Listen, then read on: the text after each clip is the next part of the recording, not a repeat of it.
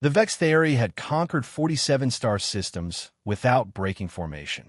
Their scanners could detect a biological signature from 3 sectors away, their weapons could glass a planet in hours, and their diplomatic protocol was refreshingly simple: surrender or perish. So when they intercepted the human vessel drifting near the Kepler belt, Commander SpacePirates expected the usual terrified compliance. The ship was primitive, steel hull, chemical propulsion, laughably slow. Easy prey. Initiate deep scan. SpacePirates clicked, his mandibles spreading in what passed for a smile among his kind. The scanner beam touched the human ship's hull. Data flooded the Vex theory bridge. Then the screaming started. Every analyst at every terminal clutched their sensory organs, their displays filling with incomprehensible horror. The ship's AI began cycling through threat protocols so fast its processors smoked. Report. SpacePirates. Commander, the scan. The sensor operator's voice trembled.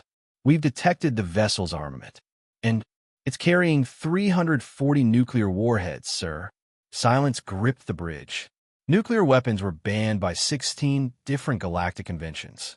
They were considered monstrous relics, weapons so indiscriminate that even the most brutal species had abandoned them millennia ago. That's not all, the operator whispered. We've detected biological warfare agents, engineered pathogens, chemical weapons, kinetic accelerators designed to create artificial meteor impacts, something called a neutron bomb. And he paused, his breathing rapid. Detailed schematics for 37 other weapon types we don't have classifications for. SpacePirates stared at the data. One image dominated his screen, a human face captured from the ship's database. It was smiling. That same smile appeared in thousands of other files. Humans smiling at sporting events where they deliberately injured each other for entertainment. Smiling while documenting wars that killed millions of their own species. Smiling in their art, depicting apocalypse after apocalypse. Pull up their historical archives, SpaceOper commanded quietly. What the computer translated made his blood run cold. Humans had nearly sterilized their own planet a dozen times. They'd weaponized disease, split the atom just to create bigger bombs, and invented poison gas in an era when they still used wooden wagons. They'd fought wars continuously for their entire recorded history. Not for territory or resources, but for concepts, ideas, perceived slights. And they'd done all this before even leaving their homeworld. Commander, his second officer reported, we're receiving a transmission from the human vessel. The view screen flickered.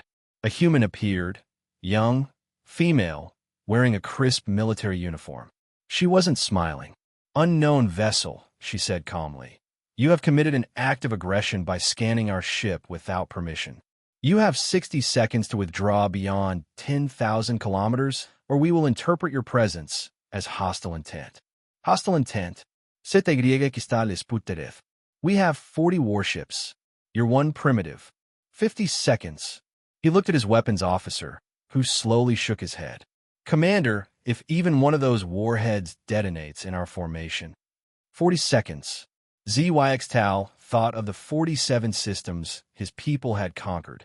Not one of those species had ever considered making their own star into a weapon. Not one had created city-destroying bombs and then built thousands of them. Not one had systematically archived hundreds of ways to end civilization. And this human, this young human, stood there with the bored expression of someone who'd asked twice already. Retreat. Full reverse. Now, the human nodded once as the Vex theory fleet began backing away. Have a pleasant day, she said, and the screen went dark.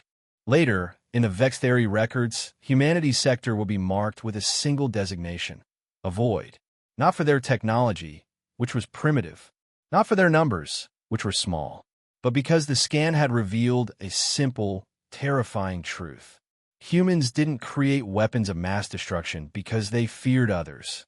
They created them because they'd already imagined everything that could possibly threaten them, and then built countermeasures. And that made them the most dangerous species in the galaxy.